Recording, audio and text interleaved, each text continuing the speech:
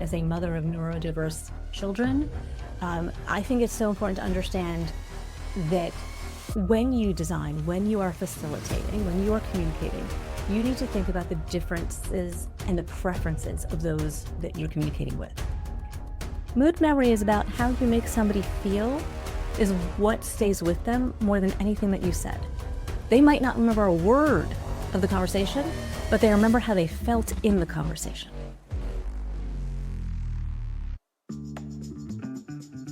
From the city of Peaky Blinders, Birmingham, England, I would like to introduce you to Paddy Danda. As the world becomes more automated and the robots take over, it's imperative that we build the right human skills for the future. So pull up a chair, grab a samosa or two, and make yourself very uncomfortable. Dear friend, thank you so much for joining me on the Superpower School podcast. I'm your host, Paddy Danda. On today's show, I have Michelle Tillis Letterman. She's an expert on workplace communications and relationships, named by Forbes as one of the top 25 networking experts and one of the top 30 communications professionals in the world by global gurus. Michelle is the author of 4 books, including the internationally known 11 Laws of Likability and her latest, The Connector's Advantage. Michelle is a connection creator and CEO of Executive Essentials, which provides customized communications and leadership programs for Fortune 500 nonprofit, university, and government clients. A former finance executive and NYU professor, Michelle is a regular in the media, appearing on NBC, CBS, Fox, NPR, The Wall Street Journal, New York Times, CNBC, and others. Michelle is known for helping people work better together and advance their individual impact. Welcome, Michelle, to the show. Thank you, Patty. Happy to be here. Wow, that was a long intro. Probably the longest I've ever done. Oh my. And that's the mini version. Well, it just goes to show you've got so many accolades in there. Like, there is just so much experience that I think we're going to tap into today. The fact that you've been on all of these amazing media channels is super cool. So I'm speaking to a bit of a celebrity, I think, already. I'm here to impart whatever value I can on your audience. Oh, brilliant. Well, I think I know the answer to this, but which superpower would you like to bring to this particular episode? I'm sure you already know. Connection, of course. Oh, brilliant. And I think in today's world, connection is one of the major superpowers that we all need, especially in this tech world and AI world that we're moving into as well. So really excited More to important than ever. And, I think with the shift in the workplace post-COVID and during COVID, where we are no longer physically in each other's space as much as we used to be, that connection has, become more tenuous, right? And so we have to be more intentional about ensuring that we build and create and nurture it. Absolutely. And I keep getting told that this new generation are struggling with connection. People are feeling more lonely now than they ever have been. What are some of the reasons for that, do you think? I think some of it is that isolation of, I work from home. There's no other people here. This is my form of connection. And when we don't have more than our, half of our bodies to give us information, we don't take in all of the communication elements that we typically communicate with, because honestly, the visual and the vocal are more powerful than any of the words that we say in terms of getting our message across. And so we're limited in that form of communication.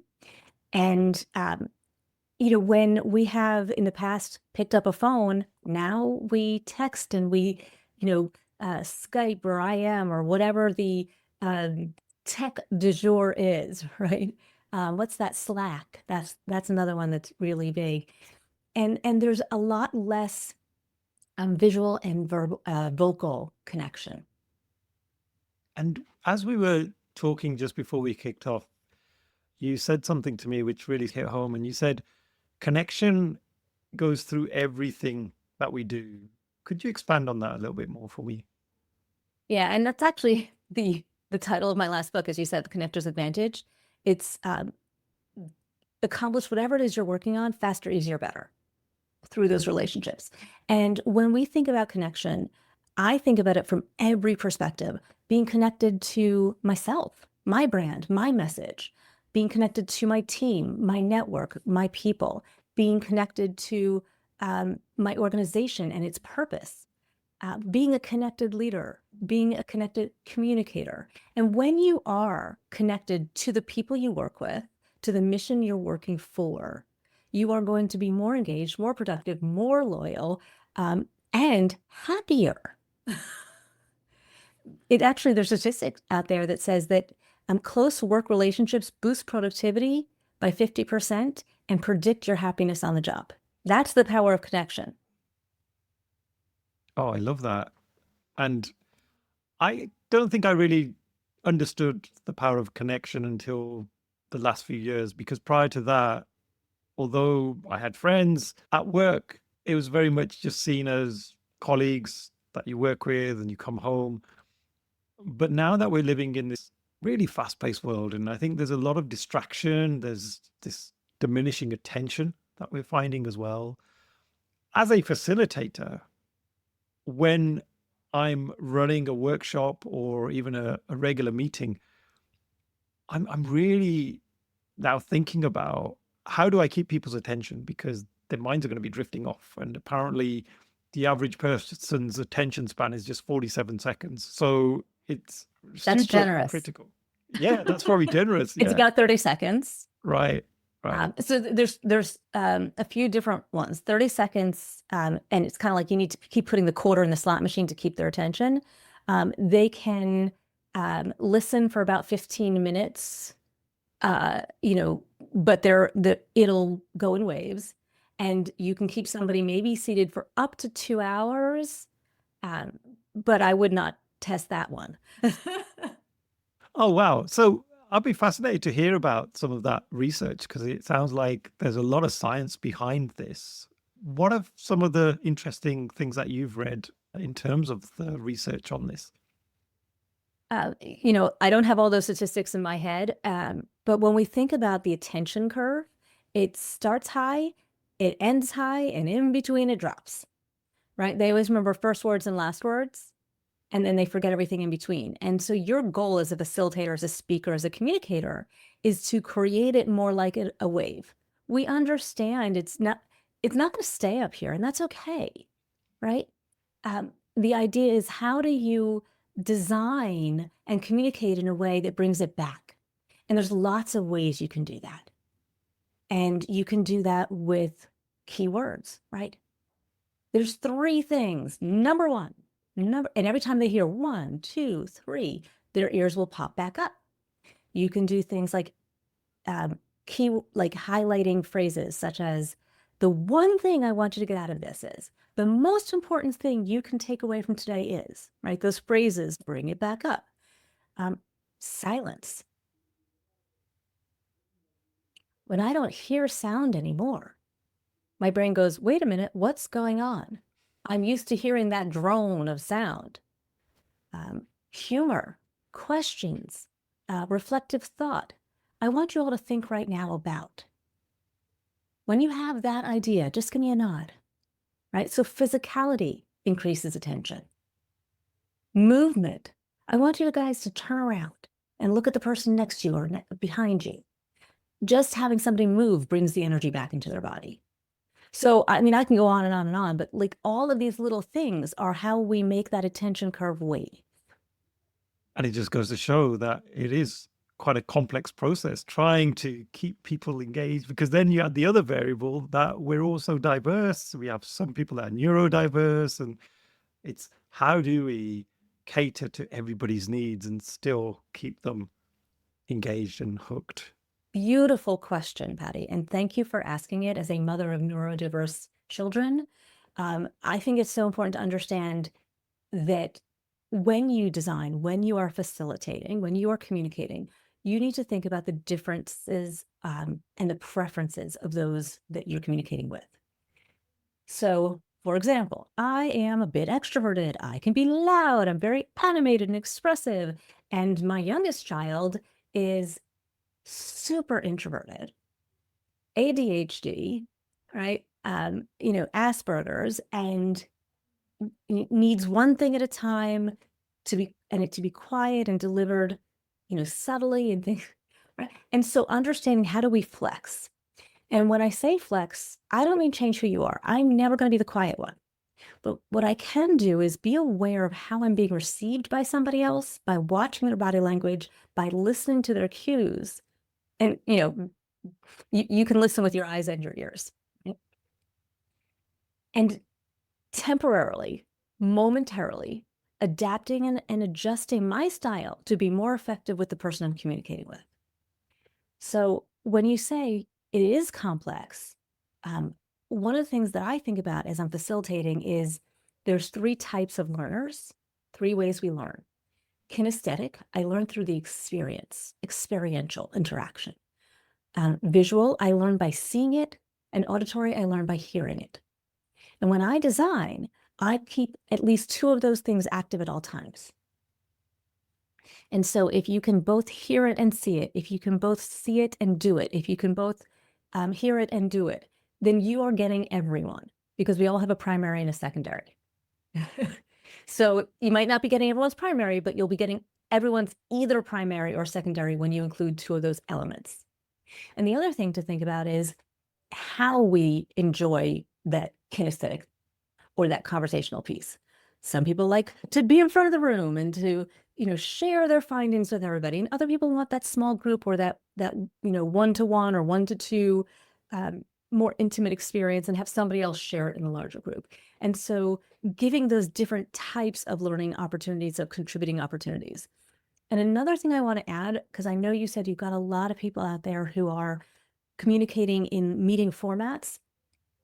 Give people, advance warning.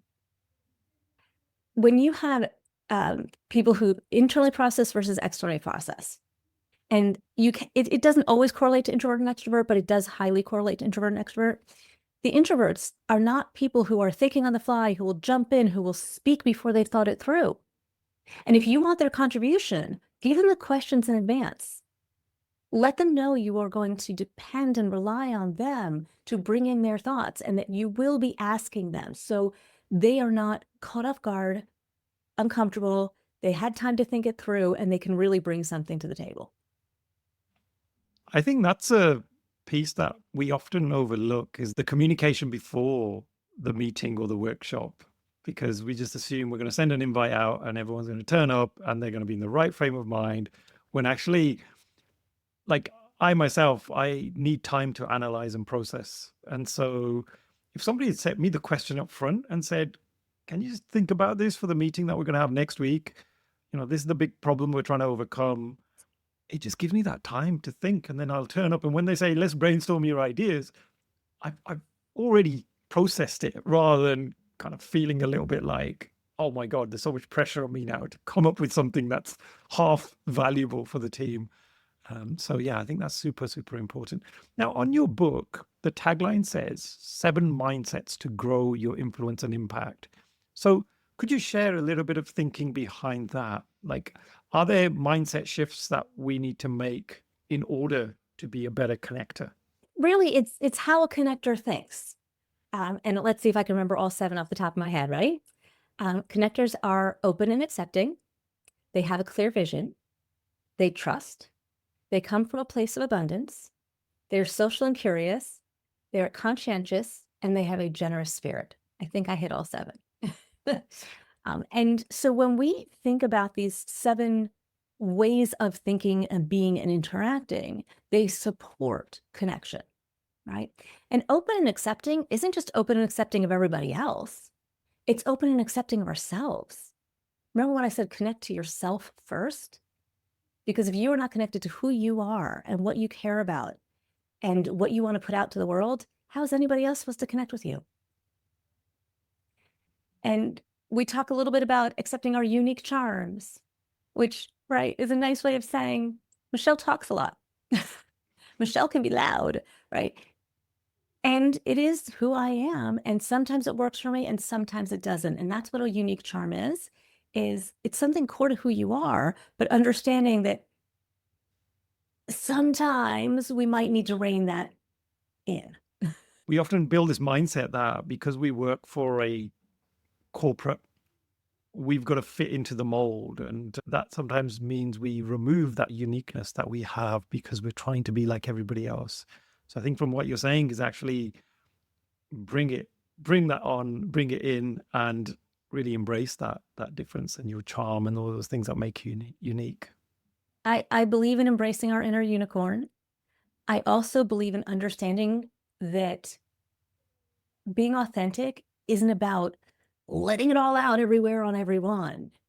It's about knowing who you are and knowing, if you want to connect with others, it isn't just about who you are, but it's how you are with them and what they might need from you. And that fact that you are tuning in and caring enough about somebody else to have that awareness, self and other awareness. And could we delve into one of your other favorite mindset shifts as well? Could you share maybe a few insights on one of your other favorites? I mean, they're all my favorites. I'm gonna let you pick. How's that? I think the trust one was quite interesting because I think all of us want to be liked at work, and especially in the world of work that I work in, where we're building relationships for building better products for which we need trust with our stakeholders. So the stakeholders are going to be the people that are really going to drive the vision for the products we're building. And if we're doing that on their behalf, they need to trust us. And as a facilitator who's then going to facilitate problem solving, etc., building that trust is super important. So how do we do that? I talked about the 4 pillars of trust. And the first we've already spoken about, authenticity, right? I can't trust somebody who's not being real. The second is vulnerability, because vulnerability leads to credibility. And vulnerability is one of those words that people are like, no, thank you. I don't like that word. And actually, that's how I used to feel about the word myself. But vulnerability isn't about weakness. What I've learned is vulnerability is about openness, a willingness to share of yourself. And I talk to a lot of leaders, and I know we'll talk about it later, but I have a program called Connected Leadership. And when I have CEOs and high-level leaders in this program, and we're talking about what does vulnerability look like, because they're like, I can't do that in my financial firm, in my man's world, and whatever. And I explain that if somebody comes to you, they made a mistake, something didn't go well, you have choices. You can put them in the bad person chair and yell and make them feel even worse, right? Or you can say, let me tell you a story. I've been there. I'm going to make you feel so much better right now because back early in my career, this happened. And this is how I went, fielded it. So the first thing I want you to know is you'll get through this. Now let's talk about how. That's vulnerability in action.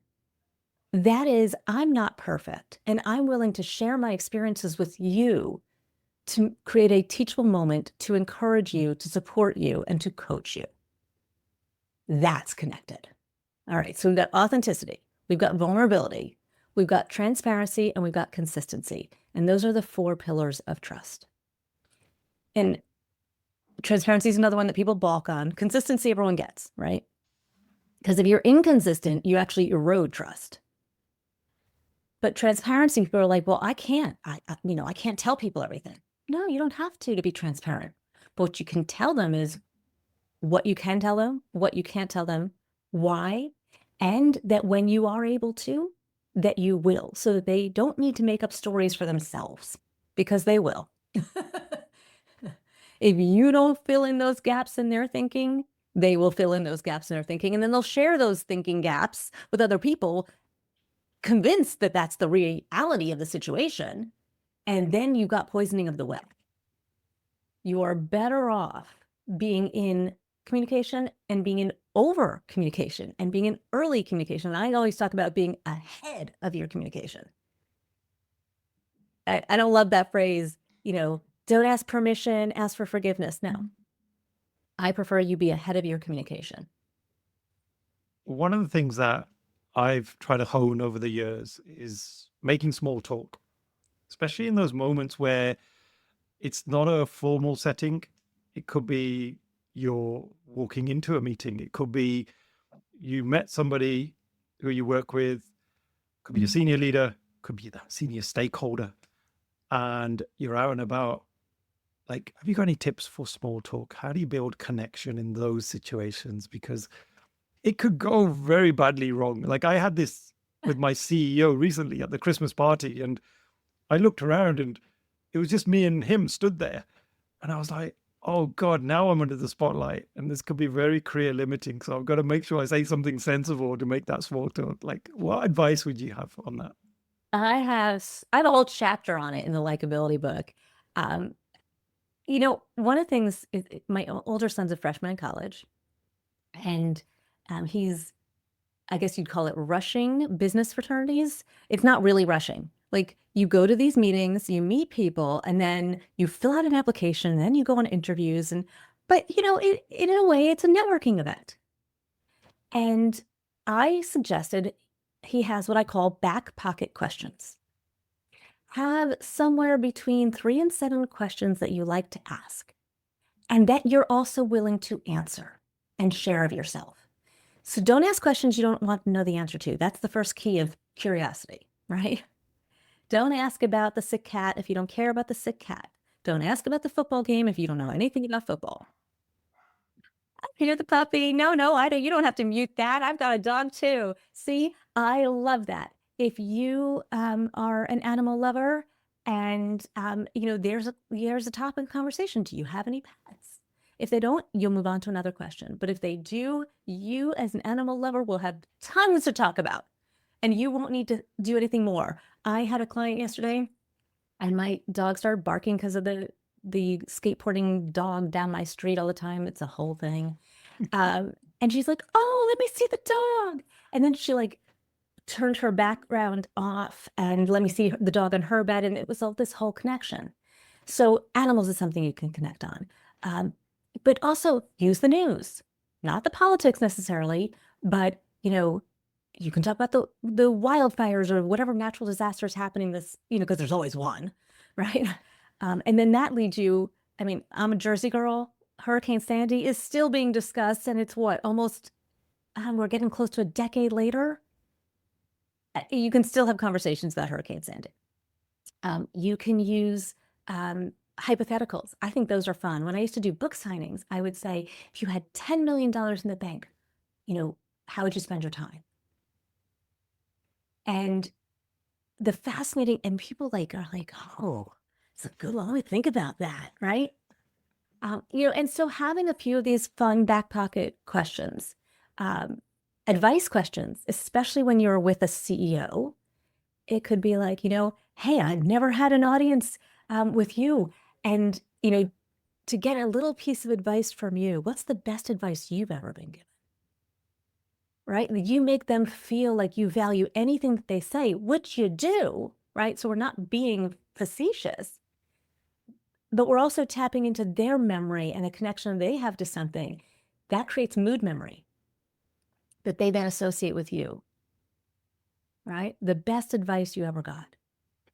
What's one thing you would tell somebody who's rising in the ranks of this organization that made the difference for you? Right? Some of those are great, fun back pocket questions, and you can have ones for different situations. And again, there's a whole chapter on it. I love that phrase you used, mood memories. Never heard that before. Mood memory is about how you make somebody feel, is what stays with them more than anything that you said. They might not remember a word of the conversation, but they remember how they felt in the conversation. And if you have this great conversation with somebody and then you're like, oh, your mood memory goes to the toilet because that's the last thing they feel. All right. So you want to have somebody feel good in that exchange with you, feel listened to, feel valued, feel interested in, right? Felt like you were present with them and not also on your phone at the same time. And when you were talking there about small talk, reminded me of my son because he's just turned 13, and every night when I put him to bed, still put him to bed, by the way, he's going to be so embarrassed if he ever hears this. The last question he asked me as I walk out is, Dad, what shall I think about? Because he likes to have a thing that he can then focus on, which helps him get to sleep. And I really liked your question there about, well, if you had this much money, like what would you do with it? Because I love those questions because that'll get him thinking about lots of different things. And I'm trying to create a little bank of those because I'm struggling sometimes. I'm like, just think, oh, what are you going to do at school tomorrow? But that's a boring question, Dad. I don't want to think about what I'm going to do at school. Oh, I've got one for your son. Okay. Think about a spot that relaxes you and visualize every sense that you feel while you're in that spot. So for me, I used to visualize this weeping willow next to a lake on a thick, thick patch of grass at the sleepaway camp I went to in the 80s, in the early 80s. And when I couldn't relax, I would visualize myself under that tree with the sun shining, hearing the water of the lake, with the willow tree causing some nice shade, and I would sink. And then I would sometimes say, and I want you to imagine the entire gravitational pull of the earth is right below that patch of grass, making your body heavy and sinking into it. And because it was almost a meditative question, right? Your body felt heavy and you could fall asleep. But finding that spot, you can say, what's the spot today? Oh, brilliant. That's a golden nugget. That's why I love doing these podcasts. I get parenting advice as well. So Well, I've written a lot about the fact that motherhood and management, or I should say parenthood and management, are very, very correlated. And the things that we do in one highly relate to the other. For example, good behavior gone unnoticed decreases. Bad behavior gone unnoticed increases. But we are really good at acknowledging bad behavior, and we don't always remember to acknowledge the good. And so I always say, find the good, look for the good. And I would say things like, that was a great job using your napkin. Now my kids are almost out of high school and one's in college, but because when we work in an environment where we expect a certain level, we don't feel that we need to say good job on the minimum expected requirement. But that little bit of recognition, that little bit of appreciation, what increases connection, increases, it's actually one of the top 3 things that lead to job satisfaction, is that feeling that I'm seen and I'm cared about and my impact matters and is noticed. And even if it is as simple as, you know what, you really put that client at ease. I appreciate that. That's not my favorite part, and loved having you there. That person's going to feel good. Right? Doesn't have to be, you nailed it and you closed the deal. You put that client at ease. And I noticed. And so if I take that concept into a workshop environment as a facilitator, would you recommend having those moments in those situations as well? So if you've got a group of people that have generated some really good ideas, would you then suggest we make those small moments of recognition and bake them into the actual session itself, so that during that moment we're actually making people feel good about the things that they're doing in the workshop, rather than saying, oh, let's all brainstorm some ideas. Great. Thank you, team. Let's go on to the next team. What would you advise there? The phrase that concerned me was bake it in, because when we bake it in, we lose the authenticity of the ingredient, right? It melds with all the other ingredients and we don't taste that one ingredient. So I am sensitive to language. I'm a communications person. So I'm sure that's not the intention that you had when you said that, but I wanted to highlight that thinking, right? Mhm. And how that could be interpreted. So the key to recognition and appreciation is the authenticity behind it.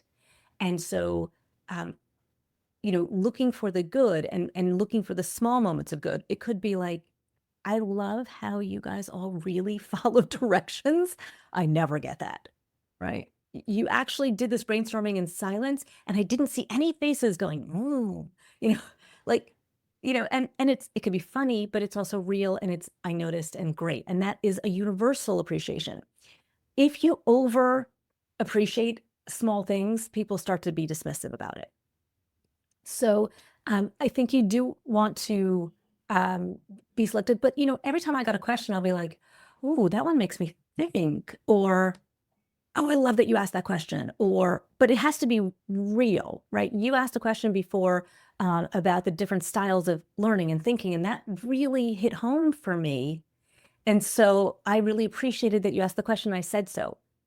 But if I was just gonna be like, "Oh, I love that you asked that question," but there was no why, it doesn't land the same way.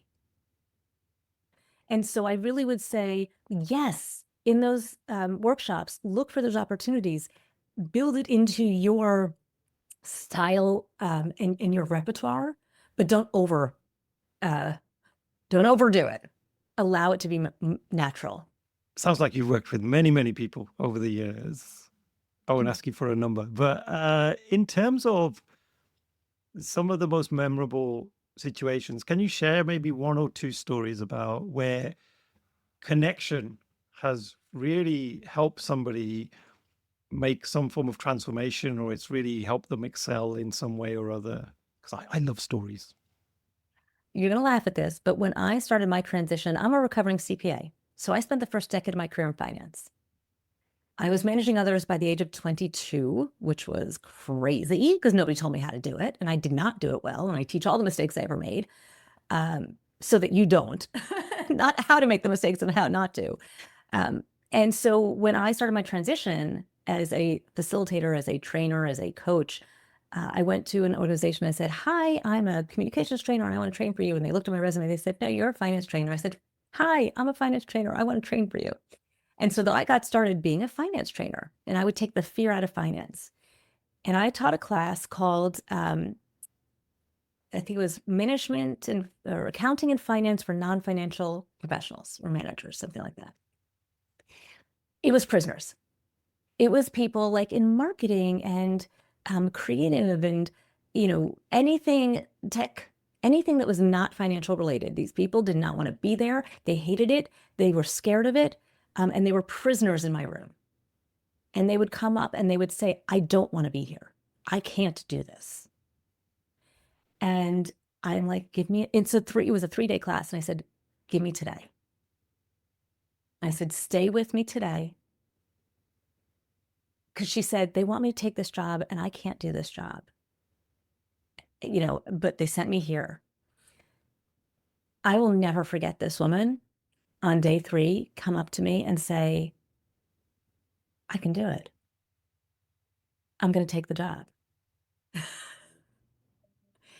And that's understanding where somebody is coming from and helping them in a language that they understand. I don't talk about the materiality principle as a principle of accounting and what this means for, decision making. I talk about it as my dad used to make me pick up dirty pennies off the ground because he used to have to do it when he was in the bowling alley every time for a pin. And he'd have to pick up 10 pins to get one pen. And so I would tell these stories and then I would say, "Okay, so this is how we use this concept. Now I'm going to say bowling alley or used car or Giant's jacket," and they'll tell me the principle. And they'll stay with that story and that principle for the rest of their lives. So it's how do you connect to the people that you're with and communicate in a way that resonates for them, not in the way it makes sense for you. So like that for me, I mean, that's taken me way back, but that was probably one of my earliest, most powerful moments as a facilitator is getting somebody to believe in themselves. Wow. I mean, just just seeing your body language and hearing your voice change as you were talking that through, I can tell that had huge meaning to you. So thank you so much for sharing that. And I'm going to ask you a question that I probably should ask you right at the start, but why has this topic been so fascinating for you? Like, why have you almost dedicated your whole career to connection? What's that trigger, and like, why do you Oh, do it? um, it's funny. One of the opening stories of my first book was about how I kind of bit one of my students' heads off because I asked the class, what's the purpose? What is my intention, right? Because we were talking about communication and intention in your communication. The student said, for us to like you. And I was like, no, I don't care. I don't care if you like me. That is not my intention. I was so like averse to the idea. And I could see all of the sparkle drain from his face. And it really stuck with me. And I actually spoke with him like the next class because seeing that change in somebody's expression that you caused, the truth is I don't feel like I was always very likable. I have a big personality for a short girl. I'm 4'10". And I didn't know why. I didn't know what it was I was doing that caused people to love me or to hate me, but there was very little in between. And so I wanted to understand my behaviors and how they were having an impact on other people. And that's kind of where the research started. And that's where the first book came from, was really understanding what drives likability, what drives connection, and realizing you can't make anybody like you, but you can enable them to see what is likable about you. And as a facilitator, I would always hyper focus on the one or two people that I wasn't getting, right? I didn't have them. And I wasn't focusing on the 90% of the class that I did have. And as a facilitator, focus on the 90. You're not going to get them all. And that was something I had to learn and had to accept. And that's part of understanding likability. Not everybody's going to receive you the way you want to be received, as long as you are kind of following these mindsets and understanding these drivers of likability and still being true to who you are. That's the best you can do. Oh, amazing. And I know we're fast approaching time, Michelle, so I'm going to ask you one of my favorite questions that I normally end the show on. I didn't give you any pre-warning on this one, just because I think it's often better in the moment to hear the answer.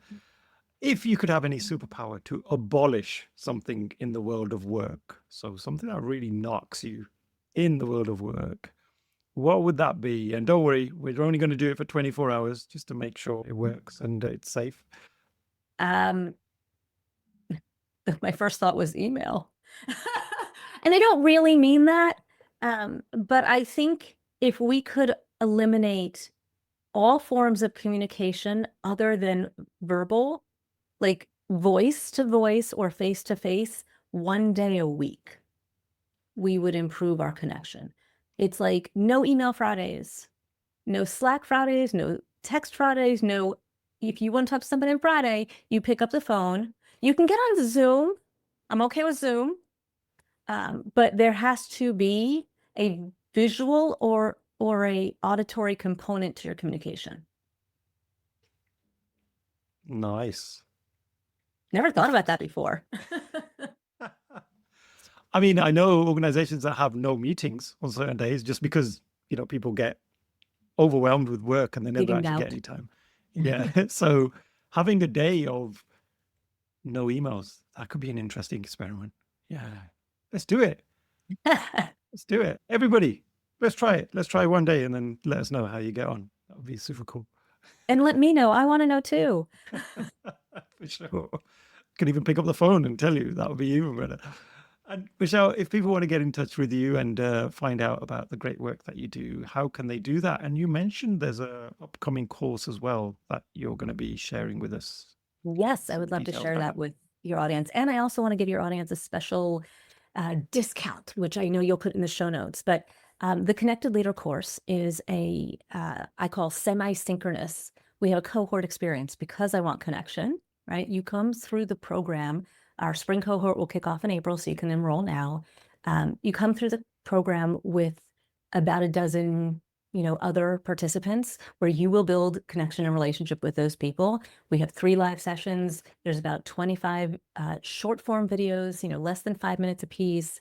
There's about 8 activities that really kind of solidify the work. It is, I'll send you to the website in your show notes. You'll hear the rave reviews. It is powerful, and it feeds into a community of other connected leaders to grow and build your own network.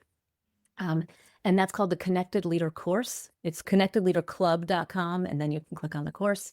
That'll be in the show notes. And your early bird special is EB300 to get $300 off the course. So that's one place to find me. The other place for everything else is just my full name, Michelle with 2 L's, Tillis, Tillis, Letterman, Lederman.com.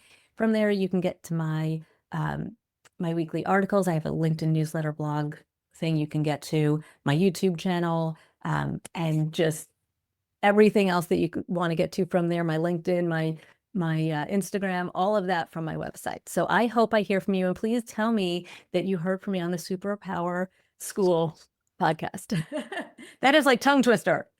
I know. Well, you gave me lots of tongue twisters at the start, so I'm just getting my own back now, Michelle. So there we go. But no, thank you so much for sharing that. And look, no one's got any excuse not to get connected now because they've got so many channels, so many ways that they can contact you.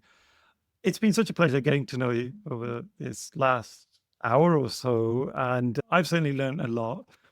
And I've really liked the way you've got your books behind you, right? I think that's a great way of actually showing people and showcasing the great work that you do rather than my messy shelf behind me. So yeah, thank you so much, Michelle. Thank you. It's the end of another episode. Thank you so much for listening. Please do connect with me via LinkedIn and drop me a message and let me know your favorite takeaways from the episode. Also, don't forget to subscribe to the Superpower School newsletter so that you can be notified of all future episodes. Simply visit the website www.superpowers.school. Thank you once again.